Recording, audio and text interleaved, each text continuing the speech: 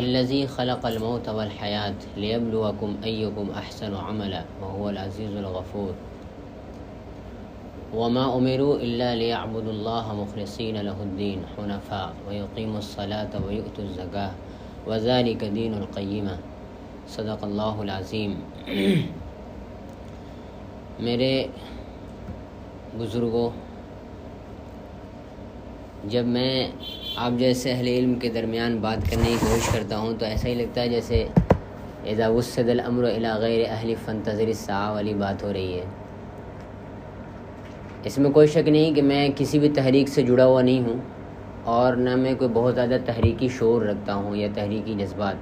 مجھ سے بہتر آپ لوگ ہیں الحمدللہ، لیکن مجھ سے زیادہ ذمہ داری آپ پر بھی آ جائے گی اگر آپ تحریکی ہیں اور کسی تحریک سے جڑے ہوئے ہیں تو یہ اور بات کہ میری ذمہ داریاں بھی ہوں گی الگ۔ میں یہ بات سوچتا ہوں کہ ہم لوگ جن چیزوں کو بہت معمولی سمجھتے ہیں، قرآن ان کو کیوں اتنی زیادہ اہمیت دیتا ہے؟ ہم کہاں پر چینج ہو گئے ہیں؟ جب کوئی بات ہوتی ہے، کوئی گفتگو ہوتی ہے نا، تو ہمارا یہ رویہ رہتا ہے جیسے کہ کوئی بہت ہی گہری بات، کوئی بہت پیچیدگی کے ساتھ آنے والی ہے۔ قرآن بہت صاف ستھرے ششتہ لہجے میں بات کرتا ہے، آسانی سے سمجھ میں آ جانے والی۔ اور قرآن جو آسانی سے سمجھ میں آنے والی بات کرتا ہے وہ ہمارے لیے غیر معمولی نہیں رہی ہے، وہ معمولی سی ہو گئی ہے۔ مولانا ابوالکلام آزاد علیہ الرحمٰن نے بھی لکھا ہے کہ ہم اس طرح مصنوعی ہو گئے ہیں کہ جو فطرت کی سادگی ہے، دین فطرت کی، وہ ہم سے چھن گئی ہے۔ ہم چاہتے ہیں کہ پیچیدگی پیدا ہو، کچھ ایسی چیزیں آئیں جس کے سن کر ہم شوقڈ رہ جائیں۔ قرآن بہت آسان اور صاف ستھرے لہجے میں بات کرتا ہے۔ جیسے ہم قرآن مجید سے اگر پوچھیں کہ بھائی ہم کو اللہ نے کیوں پیدا کیا ہے، تو دیکھیے آپ کتنا سادہ انداز ہے قرآن کا۔ قرآن کہتا ہے وما خلقت الجن والانس الا لیعبدون، ہم نے انسان و جنات کو اپنی عبادت کے لیے پیدا کیا۔ قرآن کہتا ہے وما ارسلنا من رسول الا نوحی الیہ انہ لا الہ الا انا فاعبدون، کسی بھی رسول کو ہم نے یہی وحی کی کہ میرے علاوہ کوئی معبود نہیں ہے اور صرف میری ہی عبادت کرنا۔ سورہ بینہ دیکھیے تو وہاں بھی اللہ تعالیٰ فرماتے ہیں وما امروا، جتنے بھی پیغمبر آئے ان سب کو صرف یہی حکم دیا گیا الا لیعبدوا اللہ مخلصین لہ الدین، کہ وہ دین کو، اطاعت کو خالص کر کے اللہ کی عبادت کریں، حنفاء، یکسو ہو جائیں۔ جیسے ایک شخص اپنے آپ کو 100% لگا دیتا ہے بزنس میں، 100% لگا دیتا ہے کسی اور کام میں، یکسو ہو جاتا ہے اس کے لیے، وہ اپنے ذہن کو ڈیوائیڈ نہیں کرتا، منتشر نہیں کرتا ادھر ادھر۔ اللہ تعالیٰ کہتے ہیں حنفاء، مخلصین لہ الدین حنفاء، یہ پوری طرح یکسو ہو جانے کے لیے دونوں لفظ کافی ہیں، مخلصین اور حنفاء۔ اطاعت کو اس کے لیے خالص کرنا ہے اور حنیف بن جانا ہے، مسلمان حنیفہ۔ وَيُقِيمُ الصَّلَاةَ وَيُؤْتُ الزَّكَاةَ، اور اقامت صلاۃ کرنی ہے اور زکوٰۃ دینی ہے، اور یہی دین قیم ہے۔ میرا ایک شاگرد ہے، حنزلہ نام ہے اس کا، ابھی جامعہ ملیہ میں پڑھتا ہے، تو ایک دن فون کر کے کہنے لگا کہ میں بہت زیادہ اس پر سوچتا ہوں کہ کیا واقعی ہم لوگ صرف اسی لیے پیدا ہوئے ہیں کہ کھائیں پئیں اور کچھ پڑھ لکھ لیں وغیرہ وغیرہ اور پھر مر جائیں؟ مطلب ایسا ہی، بس اتنا ہی سا ہے۔ میں نے کہا اس کو اور زیادہ تو نے بہت چھوٹا کر دیا، اس کو اور بڑا کرو، اور تھوڑا بہتر انداز میں سوچو کہ اور کس لیے زندگی ہم کو دی گئی ہے۔ تو اس نے کہا کہ بہت زیادہ اگر سوچتے ہیں تو یہی ایسا کہ بس لگتا ہے کہ ہم کھانے پینے کے اوپر جو ہے نا کچھ اور کر کے دکھلائیں دنیا میں جو بہتر کر سکتے ہوں اور مر جائیں پھر۔ تو میں نے کہا کہ یہ کام تم کو آسان لگتا ہے کیا کہ کچھ اچھا کر کے دکھائیں؟ یہ کوئی آسان کام ہے؟ قرآن مجید کہتا ہے تبارک الذی بیدہ الملک وہو علی کل شیء قدیر الذی خلق الموت والحیات لیبلوکم ایکم احسن عملا۔ اللہ نے موت اور زندگی پیدا کی، اللہ نے نیند اور سرگرمی پیدا کی، اللہ نے آرام اور کام کو بنایا۔ کیوں بنایا؟ تاکہ وہ تم کو آزمائے کہ تم میں سے احسن کون بنتا ہے۔ احسن قرآن دیکھیے قرآن مجید کا ٹارگٹ کیا ہے؟ لیبلوکم ایکم احسن عملا، گڈ، بیٹر اور بیسٹ ہے جستجو کہ خوب سے ہے خوب تر کہاں. تم کو احسن عمل کے اوپر جانا ہے، اپنا لیول وہ بنانا ہے. تم کو آزمائے گا خدا، موت اور زندگی پیدا کر کے اس نے آزمانا چاہا ہے.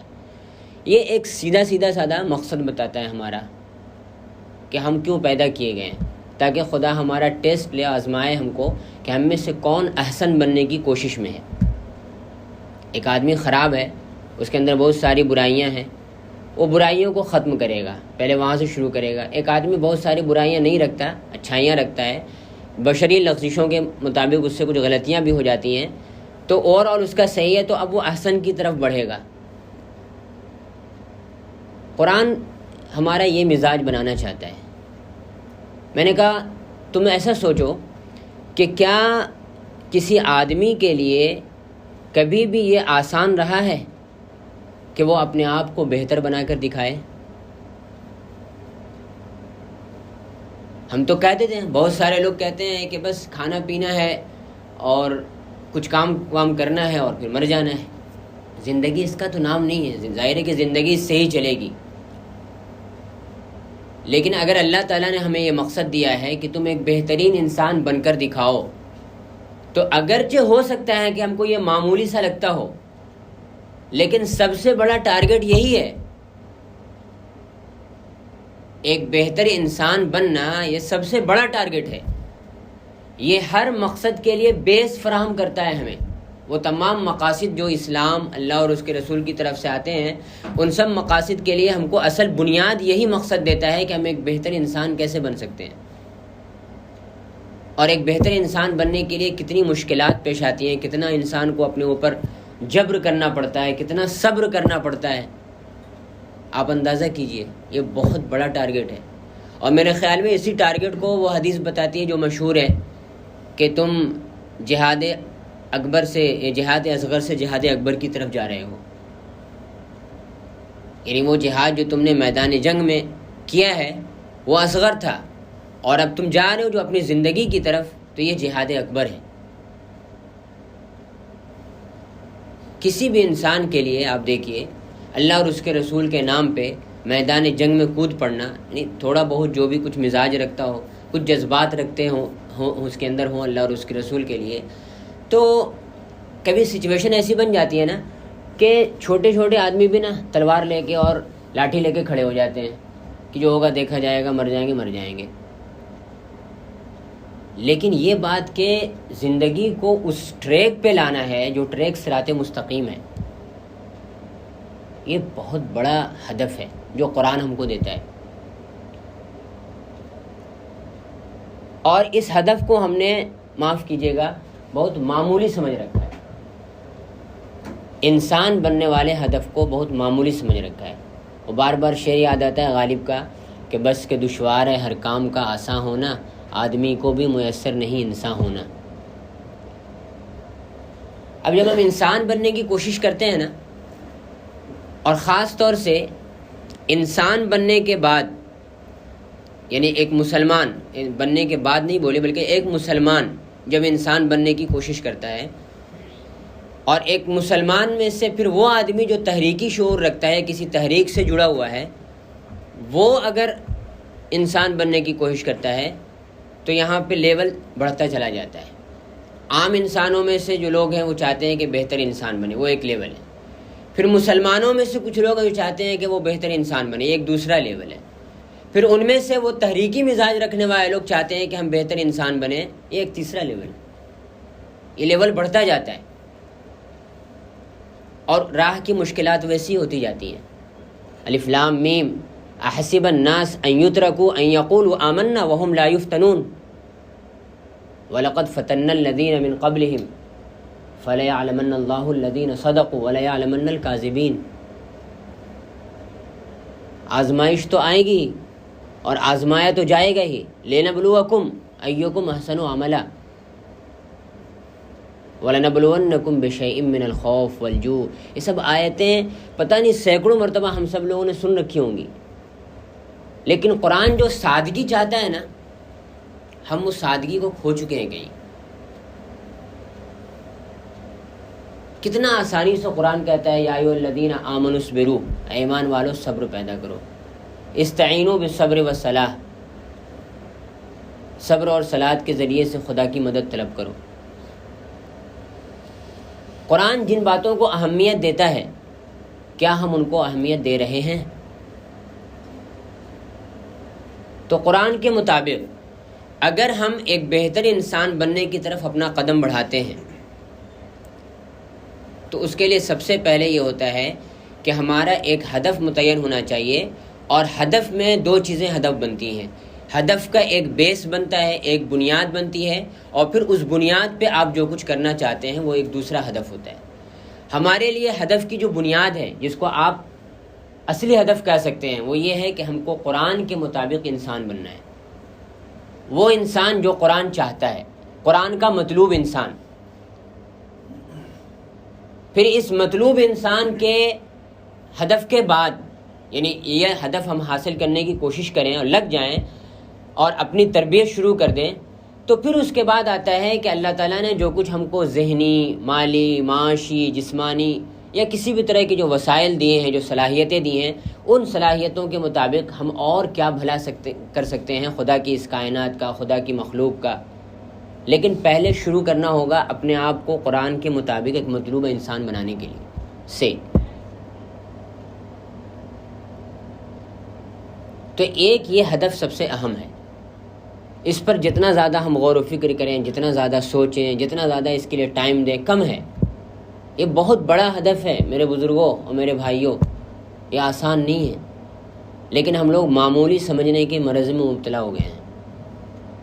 کوئی سائنس کی گہری بات آتی ہے نا، جس میں اعداد و شمار کے ساتھ کروڑہ کروڑ اور ملین اور بلین کی بات آئے نا، تو ہمارے کان کھڑے ہو جاتے ہیں، ہم بہت غور سے سننے لگتے ہیں کہ لگتا ہے کہ کوئی بہت ہی زبردست بات بتائی جا رہی ہے۔ لیکن جب قرآن آسانی سے کہتا ہے کہ نہیں، ان اللہ لا يحب الظالمین، اللہ ظالموں کو پسند نہیں کرتا، تو ہم کو بہت معمولی سا لگتا ہے، ایسا لگتا ہے جیسے ہم بہت زیادہ سن چکے ہیں، اب اس میں کوئی لذت نہیں رہی، اس میں کوئی دم نہیں رہا۔ جبکہ حقیقت میں یہی تو ہے بات جو مقصود اصلی ہے، جو مطلوب بھی اور محمود بھی ہے، کہ ہم ظالم نہ بنے کسی بھی طرح، اور ہم اپنا محاسبہ کرتے رہیں کہ کیا ہم کسی بھی اینگل سے ظالم بن رہے ہیں۔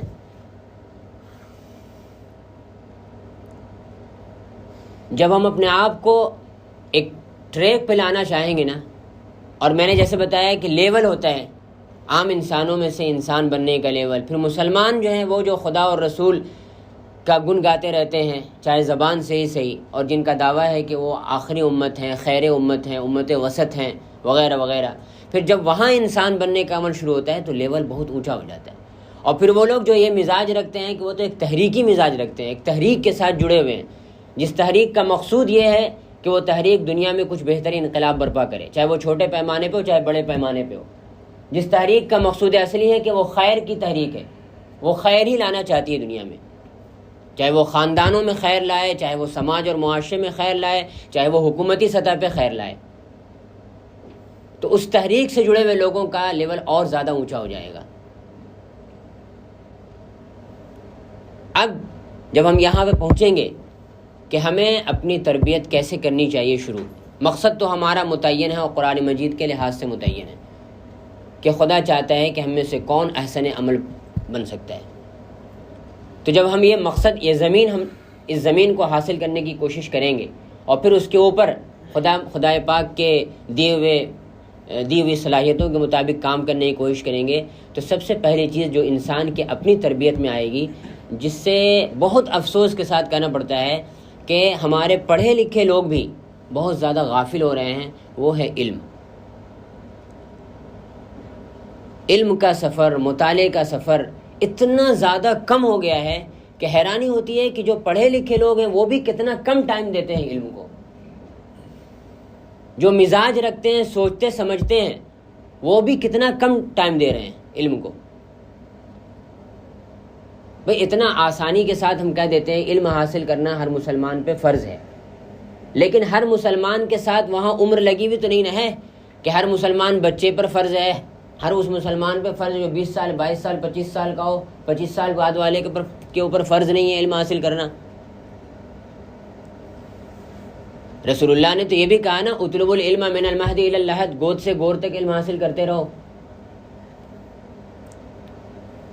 قرآن مجید میں آپ دیکھیے، قرآن مجید کہتا ہے یرفع اللہ الذین آمنوا منکم والذین اوتوا العلم درجات، جو الذین آمنوا ہیں والذین اوتوا العلم ہیں، جنہیں علم دیا گیا ہے۔ الذین آمنوا میں صرف نہیں، اگر ہم الذین آمنوا کو ایسا سمجھتے ہیں کہ اس کا مطلب ایمان لانا ہے، مان لینا ہے، ظاہر ہے کہ مان لینا مانا نہیں ہے، لیکن اگر ہم مان لیں تو قرآن آگے تو کہہ رہا ہے نا والذین اوتوا العلم درجات، جنہیں علم بخشا گیا ہے۔ اور علم خدا کیسے بخشتا ہے؟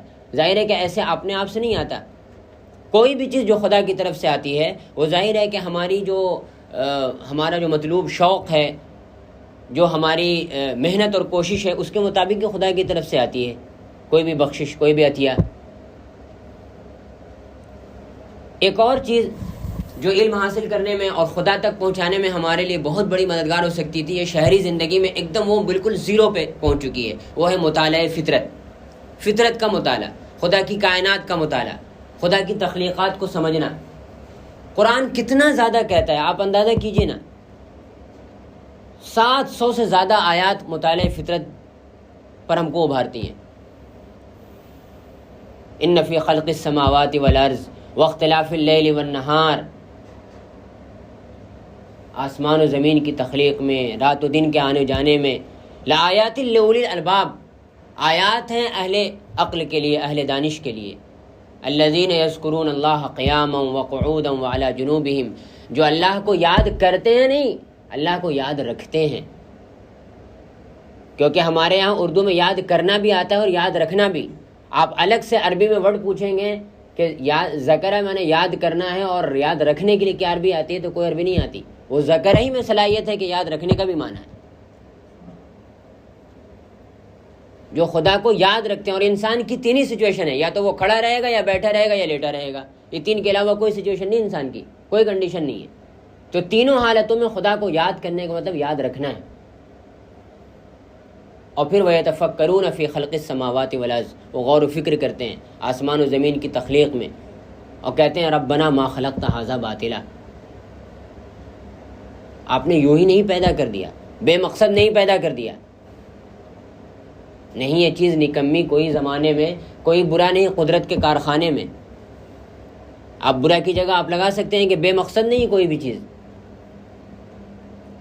ان فی خلق السماوات والارض واختلاف اللیل والنہار والفلک التی تجری فی البحر بما ينفع الناس وما انزل اللہ من السماء من ماء فاحیا به الارض بعد موتها وبث فیہا من کل دابہ وتصریف الریاح والسحاب المسخر بین السماء والارض لآیات لقوم یعقلون۔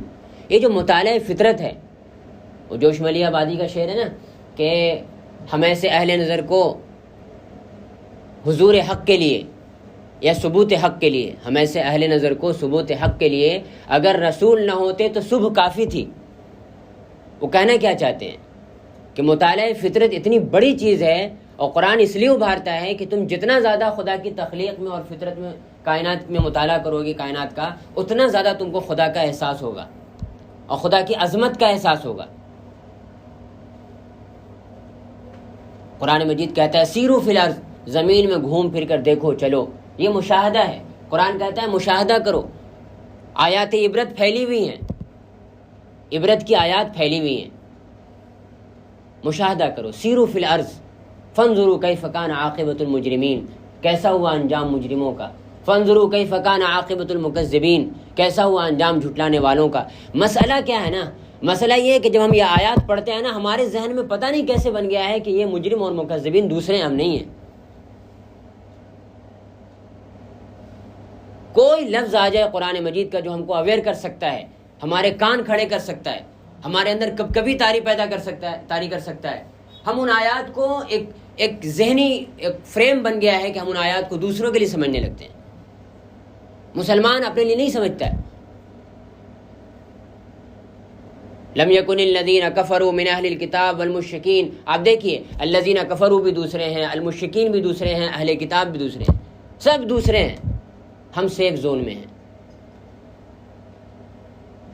یہاں آ کر مسلمان قرآن مجید سے وہ جو اس کا تذکیری پہلو ہے، جو چاہتا ہے قرآن کہ مسلمان ایک مسلم جو حامل قرآن ہے، جو عبرت حاصل کرنا چاہیے اس کو، یہاں آ کر وہ ختم ہو جاتا ہے اس کا معاملہ. قرآن سے اثر پذیری نہیں ہوتی، اثر قبول کرنا، متاثر ہونا ختم ہو جاتا ہے.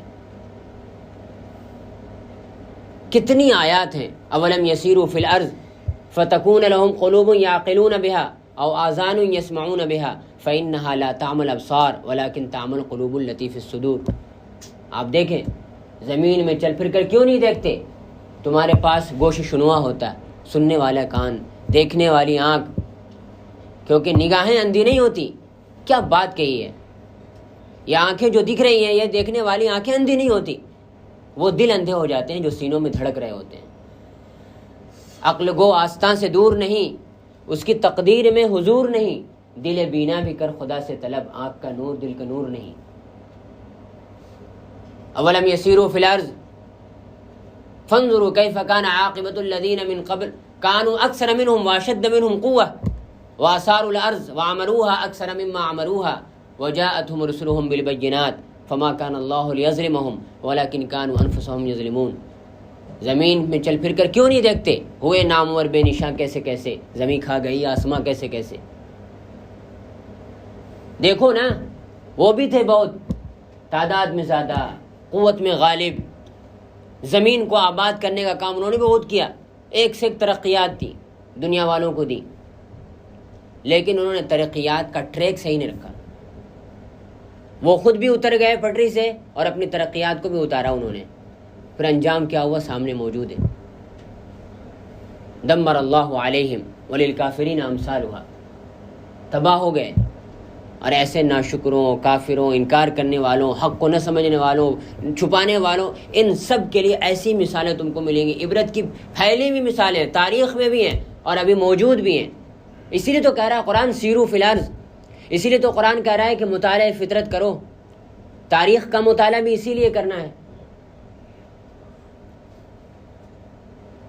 کہ تمہیں سمجھ میں آئے. تمہاری کسی کی کوئی رشتہ داری نہیں ہے خدا سے. خدا کے لیے بس جو اس کے بنائے ہوئے اصول ہیں وہی اصل ہیں. انہی اصول کی بنیاد پہ قوموں کا عروج و زوال بھی ہو رہا ہے اور انسان کا عروج و زوال بھی ہو رہا ہے. علم کے معاملے میں ہم بہت زیادہ پیچھے ہو رہے ہیں. انسان کی اپنی تربیت میں علم کا بہت زیادہ ہاتھ ہے.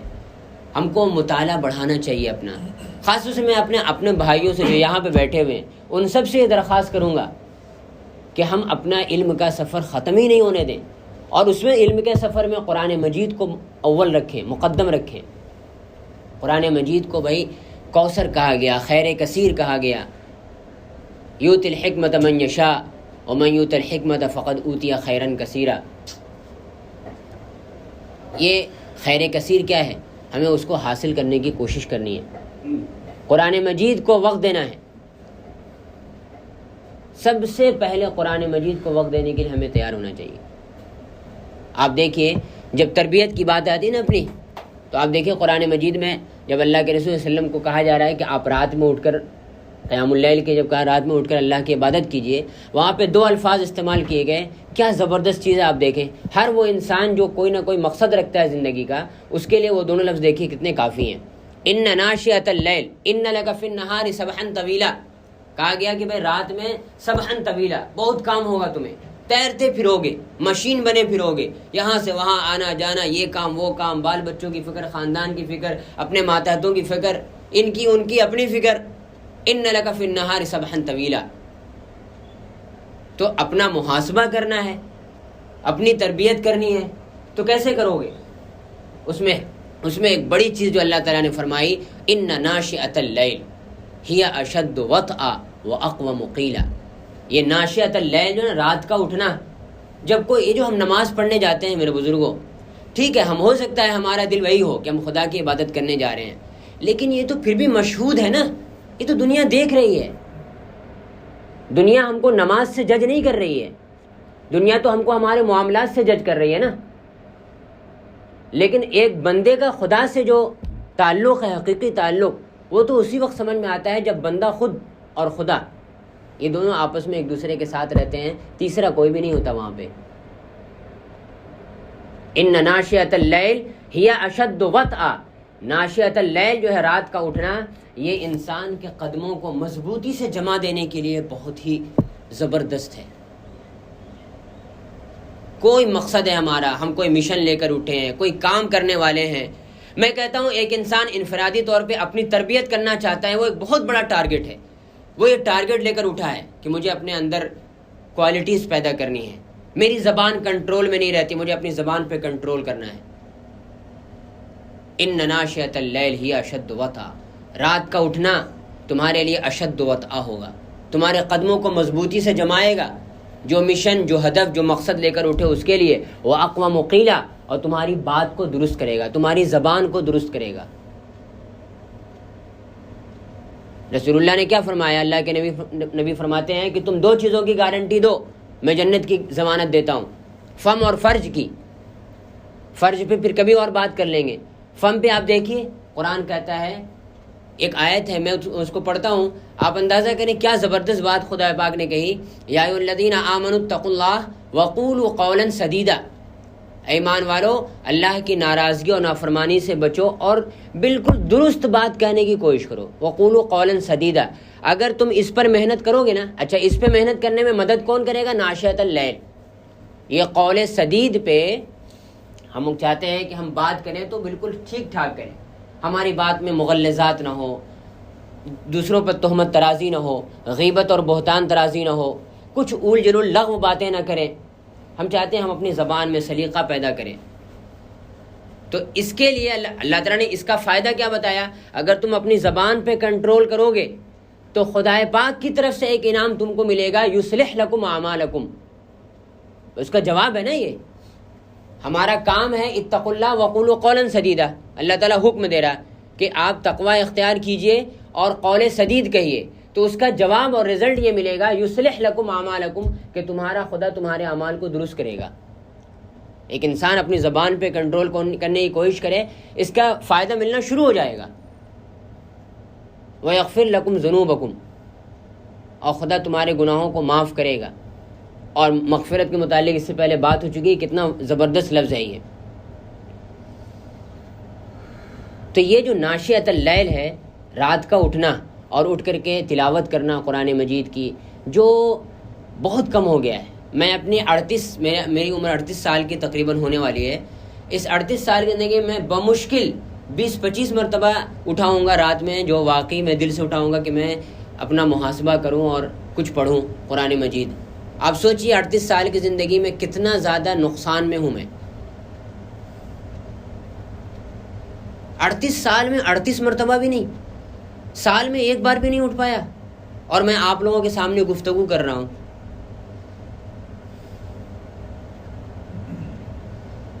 یہ صورتحال بنی ہوئی ہے. آپ دیکھیے قرآن مجید علم کے متعلق، یہ اور خاص طور سے قرآن مجید کے علم کے متعلق کتنی زیادہ آیات ہیں جو ابھارتی رہتی ہیں، ہم کو کہتی ہیں کہ یہ کرو، یہ کرو، یہ کرنے کی چیز ہے، یہ کرنے کی چیز ہے، یہ کرو. میں نے کہا نا، ہم لوگ ایک عجیب قسم کے مرض میں مبتلا ہو گئے ہیں، اور وہ مرض یہ ہے کہ ہم قرآن مجید کی غیر معمولی باتوں کو معمولی سمجھنے لگ گئے ہیں. قرآن میں ایک اور چیز بہت چونکا دینے والی مجھے کل رات میں سمجھ میں آئی. آپ دیکھیے اللہ تعالیٰ کہتے ہیں، دیکھیے علم میں کیا کیا چیزیں مطلوب ہیں، کس طرح خدا چاہتا ہے کہ ہم علم میں آگے بڑھیں.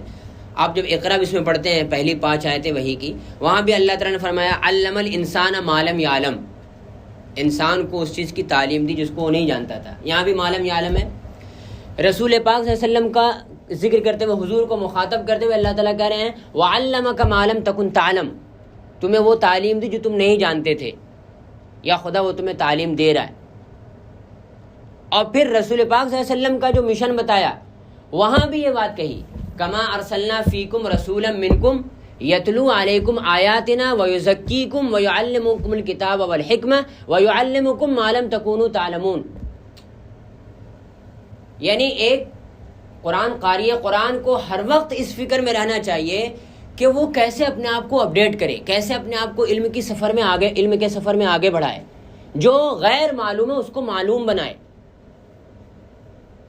اور پھر قرآن مجید کا جو فرقان ہے نا اس میں وہ اتنا گھلا ملا رہے کہ وہاں وہ فرقان اس کو سمجھاتا رہے کہ جو تم حاصل کر رہے ہو اس میں سے کیا کیا چیزیں نقصان دینے والی اور کون سی چیزیں فائدہ والی. ہم لوگوں نے سورۃ العصر بہت پڑھی ہے, اس پہ تقریریں بھی بہت ہوتی ہیں. میرے بزرگوں, میری یہ بات آپ دل میں رکھیں پلیز. سورۃ العصر ایک ایسی سورت ہے جو آپ کو اپڈیٹ کرنے کو کہتی ہے اپنے آپ کو. آپ اپنے آپ کو ہمیشہ اپڈیٹ رکھیں. والعصر ہم نے کتنی مرتبہ پڑھا؟ قسم ہے زمانے کی. قسم کیوں کھائی جاتی ہے؟ گواہی کے لیے, یعنی زمانہ گواہی دے رہا, تاریخ گواہی دے رہی ہے. العصر میں آپ الف لام کو خاص کر دیں تو آپ کہہ سکتے ہیں کہ دور حاضر گواہی دے رہا. یہ عہد جس زمانے میں جو قاری قرآن ہے وہ زمانہ وہاں پہ مراد لے سکتے ہیں آپ. یہ زمانہ ہم مراد لے سکتے ہیں. ہم اس وقت قرآن پڑھ رہے ہیں کہ یہ زمانہ گواہی دے رہا ہے کہ انسان سارے کے سارے انسان خطرے میں ہیں, خسارے میں ہیں. اب جو آدمی جتنا زیادہ زمانے کو سمجھتا اور جانتا ہے وہی دوسرے والے ٹکڑے کو سمجھ پاتا ہے صحیح سے.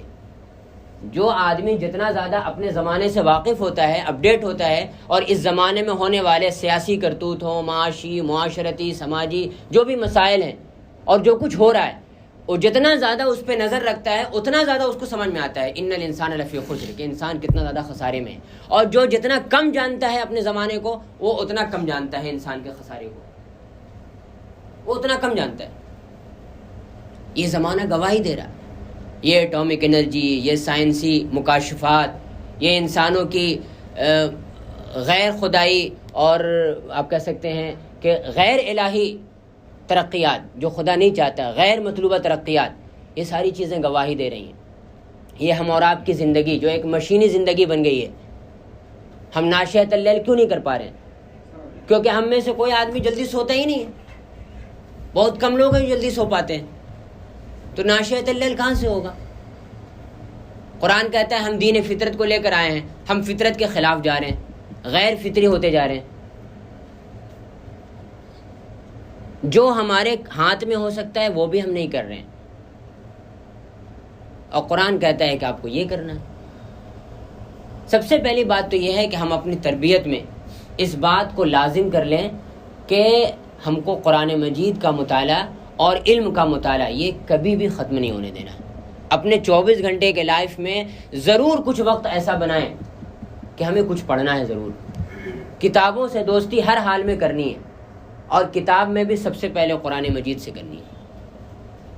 اور ہم کو یہ دیکھنا ہے کہ قرآن مجید کن چیزوں کو اہمیت دے رہا ہے, اس کی اہمیت دی ہوئی چیزوں کو ہم اہمیت دیں گے.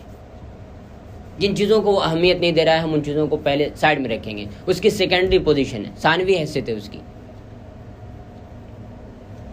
یہ کرنے کے بعد ہم اپنی تربیت کر سکیں گے. پھر ہم اس میں شامل کریں گے ناشئۃ اللیل کو. بہت افسوس ہے, میں نے آپ کو اپنی حالت بتائی. ہمارے یہاں مسئلہ ہے, اب مجھے کچھ بولنا آ گیا ہے, میں تھوڑا بہت پڑھنے لگا ہوں, تو آپ کو بھی لگتا ہے کہ چلو ان کو بلا لیتے ہیں, اتوار کا ایک سیشن ہو جائے گا. لیکن عملی زندگی دیکھیے گا تو ایک دم خالی ہے.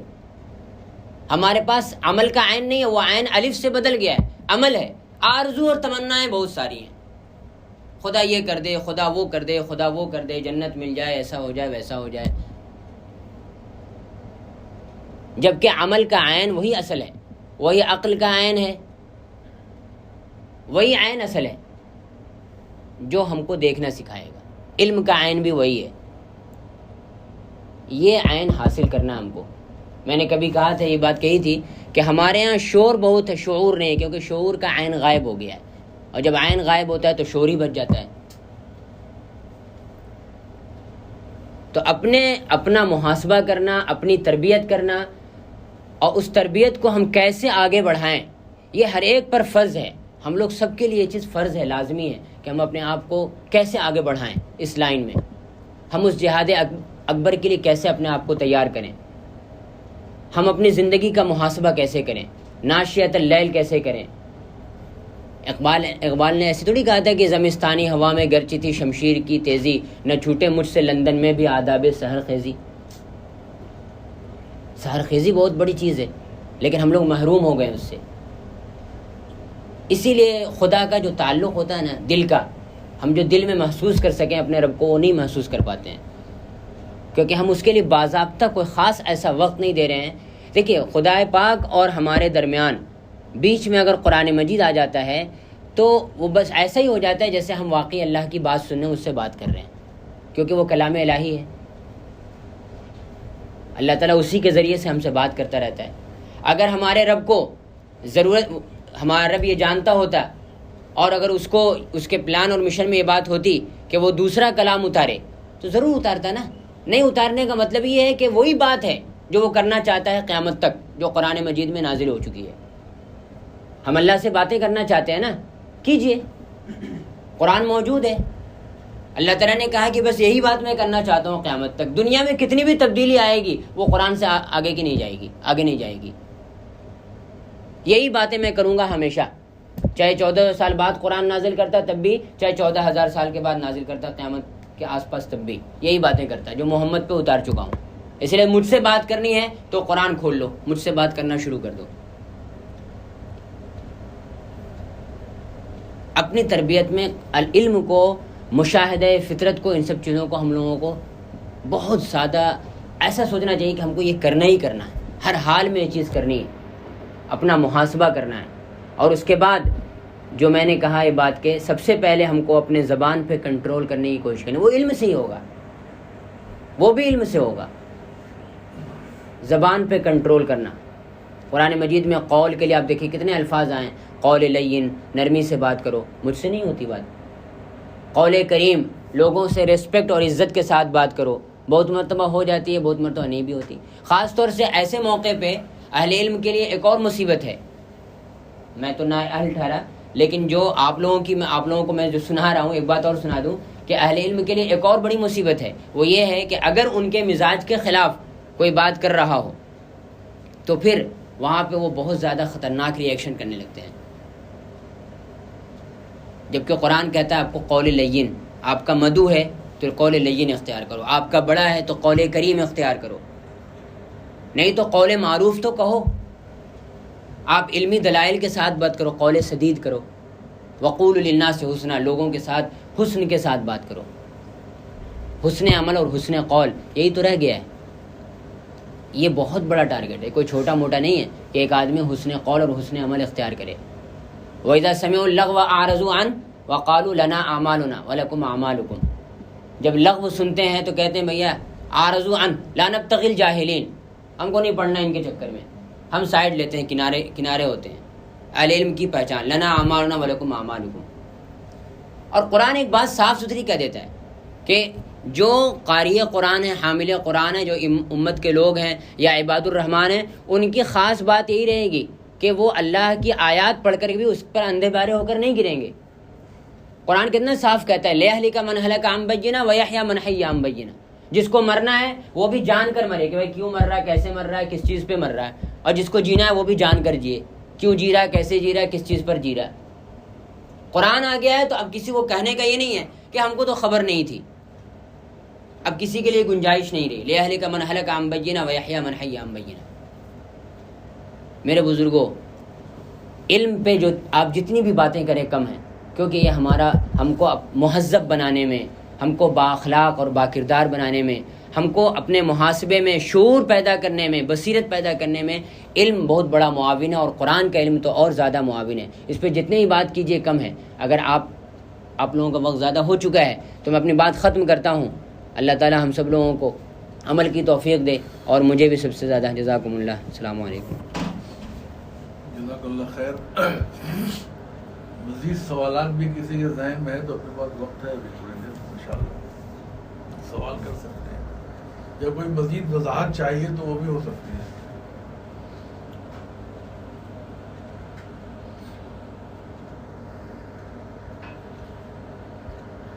ہمارے چوہان صاحب تھوڑا لیٹ آئے تو گفتگو انہوں نے آدھی سنی ہے. قرآن کی آیت ہے ان علینا للہدی وَإِنَّا لَنَا لَلْآخِرَةَ وَالْأُولَىٰ. اس بہرائے کے اندر آپ کیا کہتے ہیں؟ اس مطلب اس آیت کی تشریح میں ان علینا، علی سے تو عام طور پہ قرآن مجید میں یا عربی زبان میں وجوب کا معنی ہوتا ہے، لزوم کا معنی. اور کبھی کبھی خلاف کا معنی بھی ہوتا ہے. تو یہاں پہ تو خلاف کا معنی نہیں ہے. ہماری ذمہ داری ہے ہدایت. ہم پر واجب ہے کہ ہم ہدایت کا سامان کریں. اس میں یہ مفہوم نہیں ہے کہ ہم زبردستی کسی کو ہدایت دے دیں. یعنی ہم پر یہ فرض ہے کہ ہم ہدایت کا سامان کریں. تو اللہ تعالیٰ نے پیغمبروں کو بھیج کر قرآن نازل کر کے قرآن کو محفوظ کر کے اور مطالعہ فطرت کی دعوت دے کر آیات عبرت کی دعوت دے کر تاریخ کو محفوظ کر کے ایک طرح سے آپ کہہ سکتے ہیں بہت طریقے سے اللہ نے ہدایت کا سامان کر دیا ہے. تو جو اس کے اوپر کمپلسری جو چیز تھی اللہ کے اوپر وہ اللہ نے کر دی ہے. ان علینا للہدی وان لنا للآخرۃ والأولی. اور اب ہمارے اختیار میں ہیں آخرہ اور اولا دونوں. یہاں لام اختیار کا یعنی ایک شخص ہے, ہم اس کے ساتھ کیا رویہ اختیار کرنے والے ہیں, اس کو ہم کس طرح دیکھ رہے ہیں, اس کے لیے کیا ہمارے یہاں کیا رزلٹ ہے اس کا, تم اس کو نہیں سمجھ سکتے. بہت ممکن ہے کہ ایک شخص کے ظاہر کو دیکھ کر ہم سوچ رہے ہوں کہ ایسا ویسا ہے, لیکن خدا کے یہاں اس کے متعلق کچھ دوسری بات ہو, ہم نہیں کہہ سکتے. تو اولا اور آخرہ یہ دونوں ہمارے اختیار میں ہیں, ہم اس کے لیے متعلق فیصلہ کریں گے. اور اولا اور آخرہ کیا ہے؟ دنیا اور آخرت. یا آپ یہ کہہ سکتے ہیں کہ اگلی اور پچھلی حالت, اگلی پچھلی حالت بھی مراد ہوتی ہے اس سے. جیسے اللہ تعالیٰ قرآن میں کہتے ہیں سورہ اس میں دیکھیے آپ والضحیٰ میں ہے نا, والضحیٰ واللیل اذا سجا ما ودعک ربک وما قلی وللآخرۃ خیر لک من الاولی.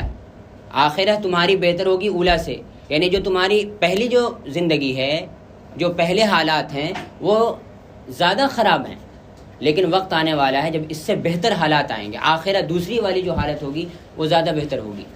وَلَسَوْفَ يُعْطِيكَ رَبُّكَ فَتَرْضَىٰ. اور تمہارا اس صورت کو تو ہر آدمی اپنا سمجھ کے پڑھے. اپنا سمجھ کے پڑھنے سے اتنا زیادہ فائدہ ہوتا ہے نا, یہ صورت کمال کی چیز ہے. وَلَسَوْفَ يُعْطِيكَ رَبُّكَ فَتَرْضَىٰ ایک دم اچانک سے انسان کو بوسٹ کر دیتی ہے, امیدوں کی جوت جگا دیتی ہے کہ تمہارا رب تم کو اتنا دے گا کہ تم راضی ہو جاؤ گے. لیکن اس کے لیے چکر کیا ہے نا, وَوَجَدَكَ ضَالًّا فَهَدَىٰ ہے نا, کہ انسان دیکھیے ضالہ کہتے ہیں گم ہوئی چیز کو بھی. الحکمت ضالۃ المومن حیث وجدها فهو احق بها. حکمت تو مومن کی گمشدہ پونجی ہے. تو ضالہ مطلب گمشدہ چیز, لیکن ضال کے معنی اس گمشدہ چیز کے پیچھے پڑ جانے والے کے بھی ہیں. کوئی چیز ہے جو گم ہو گئی ہے, اس کی تلاش و تحقیق میں لگا ہوا ہے, وہ جستجو میں, اس کے دماغ میں کوئی بات ہے, وہ چیز ملنی چاہیے. کوئی ہے جو چیز گم ہو گئی ہے, وہ مل نہیں رہی ہے, وہ بھی ضال ہے. یہاں پہ ضال وہی ہے, تو ہم کو تو وہ ضال بننا پڑے گا نا. وَوَجَدَكَ ضَالًّا فَهَدَىٰ إِنَّ عَلَيْنَا لَلْهُدَىٰ فَهَدَىٰ. زبردستی تو ہدایت نہیں ملنے والی. اور اسی لیے آگے جب آیت آتی ہے وَوَجَدَكَ عَائِلًا فَأَغْنَىٰ, پوری آیت کیا ہے؟ أَلَمْ يَجِدْكَ يَتِيمًا فَآوَىٰ. کیا اس نے تم کو یتیم نہ پایا؟ فآوا تو ٹھکانہ دیا. یتیم سے مراد ہر وہ انسان جو اپنی زندگی کے اصل سہارے کو کھو دے, اصل سہارا اس کا کھو جائے تو وہ یتیم ہے. تو جو بھی انسان ایسا ہو اللہ تعالیٰ اس کو ضرور ٹھکانہ دیں گے, کیونکہ خدا اس کو چھوڑنے والا نہیں ہے. لیکن اس وقت اس انسان کے پاس کوشش کرنے کے لیے خدا کی بخشی ہوئی کیا نعمتیں ہیں وہ اس کو کام میں لائے. یہ نہیں کہ ہاتھ پاؤں توڑ کر بیٹھ جائے. کوشش کے بعد ہی انعام ہے, ایسے تو ہے نہیں انعام. اللہ پہلے سے بہت سارا انعام دے چکا ہے. وَإِن تَعُدُّوا نِعْمَتَ اللَّهِ لَا تُحْصُوهَا. اب جو کچھ ملنے والا ہے خاص وہ ہماری کوششوں کے بعد ہے, کوششوں سے پہلے نہیں ہے. اس کے بعد ہے وَوَجَدَكَ ضَالًّا فَهَدَىٰ, پھر وَوَجَدَكَ عَائِلًا فَأَغْنَىٰ, تم کو عائل پایا تو غنی کیا. اللہ تعالیٰ رسول کو کہتے ہیں, ہم بھی پڑھیں گے, ہم کو کہہ رہا ہے خدا, ایک انسان ہے ذمہ دار ہے, اہل و عیال والا ہے. اچھا عائل کے معنی صرف محتاجی کے نہیں ہوتے, عائل کے معنی اہل و عیال والا بھی ہو سکتا ہے. عال عول اولن کے معنی آتے ہیں, آپ دیکھ لیں ڈکشنری میں. ذمہ دار انسان بن گیا ہے, پہلے وہ ذمہ دار نہیں تھا, خاندان ہو گیا اس کا, کئی ذمہ داریاں آ گئیں وغیرہ وغیرہ. یا یہ کہ فرض کر لیں وہ محتاج ہے تو خدا اس کو غنی کرے گا اگر وہ اللہ پاک کی امید میں اور اپنی کوششوں میں آگے بڑھے گا تو. لیکن اس کے بعد جو آیات آتی نا بدلے میں وہ بہت لاجواب ہیں. جیسے اللہ تعالیٰ کہتے ہیں فَأَمَّا الْيَتِيمَ فَلَا تَقْهَرْ. تو اب تم کو بھی کسی محروم انسان کے ساتھ قہر کا معاملہ نہیں کرنا ہے. یہ دیکھیے علم یجد کا یتیمن فآوا اور فأما الیتیم فلا تقہر دونوں سیٹ ہو رہا ہے. ووجدک ضالا فہدی, اس نے تم کو ضال پایا، تلاش حق کی جستجو میں پایا، سرگرداں پایا تو ہدایت دی۔ اس آیت کے سامنے ہم رکھتے ہیں کون سی آیت کو؟ وَأَمَّا السَّائِلَ فَلَا تَنْهَرْ، کہ جو سائل ہیں، مانگنے والے، یعنی کہ جو ہاتھ پھیلا کر مانگتے ہیں، سائل سے مراد لوگ یہی لیتے ہیں، تو ان کو جھڑکنا مت۔ مجھے یہ دونوں سمجھ میں نہیں آتا، ان دونوں کا جوڑ۔ ایک بار کبھی میں نے ذکر کیا تھا شاید یہاں پہ، فَأَمَّا الْيَتِيمَ فَلَا تَقْهَرْ جو ہے أَلَمْ يَجِدْكَ يَتِيمًا فَآوَىٰ کے ساتھ جڑتا ہے نا۔ وَوَجَدَكَ ضَالًّا فَهَدَىٰ میں ہم معنی کر رہے ہیں کہ بھائی تم تلاش حق میں سرگرداں ہو تو ہدایت دی، تو اب جو ہے یہ کرنا ہے کہ وَأَمَّا السَّائِلَ فَلَا تَنْهَرْ، جو سائل ہوگا اس کو جھڑکنا مت۔ تو اس سائل سے مراد کیا ہے؟ اگر بھیک مانگنے والا ہے یا مانگنے والا جو ضرورتوں کے مطابق ہاتھ پھیلاتا ہے وہ مطلوب ہے یہاں پہ، کہنا مطلوب یہاں پہ، تو پھر کوئی جوڑ نہیں بنتا ہے وَوَجَدَكَ ضَالًّا سے وَأَمَّا السَّائِلَ سے۔ اور نیچے میں آپ دیکھیے بن جاتا ہے، نیچے والے آدمی پھر بنتا ہے وَأَمَّا وَجَدَكَ عَائِلًا فَأَغْنَىٰ ہے تو اللہ نے غنی کیا، تو وَأَمَّا بِنِعْمَةِ رَبِّكَ فَحَدِّثْ، اپنے رب کی نعمتوں کا اظہار کرو، اس کا شکر ادا کرو، جو بھی کر سکتے ہو۔ لیکن یہ بیچ کی آیت سیٹ نہیں ہوتی ہے۔ میں سائل سے مراد سمجھتا ہوں قرآن مجید کے ہی مطابق کہ سائل سے مراد جو ہے وہ بھیک مانگنے والا یا ضرورت پہ ہاتھ پھیلا کر کے کشکول گدائی لے کے کھڑے ہونے والا نہیں ہے یہاں پہ، بلکہ سائل سے مراد ہے طالب، سائل سے مراد آپ کہہ سکتے ہیں محقق، سائل سے مراد آپ کہہ سکتے ہیں تلاش و تفتیش کرنے والا، تحقیق میں اترنے والا، جستجو کرنے والا۔ کیسے؟ آپ دیکھیں قرآن مجید میں سورہ سجدہ میں کہا گیا، حامیم سجدہ میں اللہ نے کہا کہ دیکھو میں نے یہ چیزیں بنائی، 2 دن میں آسمان و زمین بنائے، پھر آسمان و زمین میں یہ چیزیں بنائیں وغیرہ وغیرہ۔ تو وہاں پہ اللہ تعالیٰ کہتے ہیں لاسٹ میں کہ سواء للسائلین، یعنی یہ میری باتیں بالکل جو ہے نا بالکل درست ہیں، پرفیکٹ ہیں اور برابر ہیں سائلین کے لیے۔ تو یہ سائلین کون لوگ ہیں؟ یہ جو کائنات کی اللہ تعالیٰ بات بتا رہے ہیں کہ ہم نے ایسا ایسا ایسا ایسا کیا ہے، تو یہ باتیں بالکل صحیح ہیں، پرفیکٹ بیٹھیں گی سائلین کے لیے۔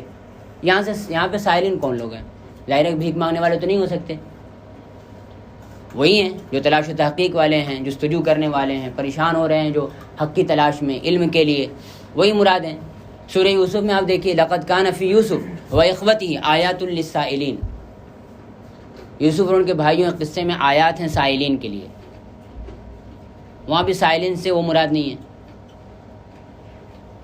تو سائل کے معنی قرآن مجید میں صرف بھیک مانگنے والا اور وہی والا نہیں ہے، اور یہاں پہ اسی لیے یہ چیز سیٹ نہیں ہوتی ہے۔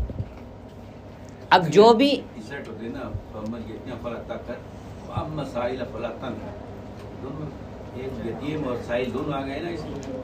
تو میں ایک بات بتاتا ہوں آپ سے کہ دیکھیے قرآن مجید میں 2-3 الفاظ آئے ہیں جو مجبوروں کے لیے ہیں، جیسے ایک یتیم کا لفظ ہے، ایک فقیر کا لفظ ہے، ایک مسکین کا لفظ ہے نا۔ تو جو سائل جو بھیک مانگ رہا ہے فرض کر لیں آپ، وہ اگر یتیم میں ہے یعنی وہ یتیم ہے، یتیم ہونے کی وجہ سے مانگ رہا ہے تو یتیم کے لفظ میں وہ شامل ہو گیا۔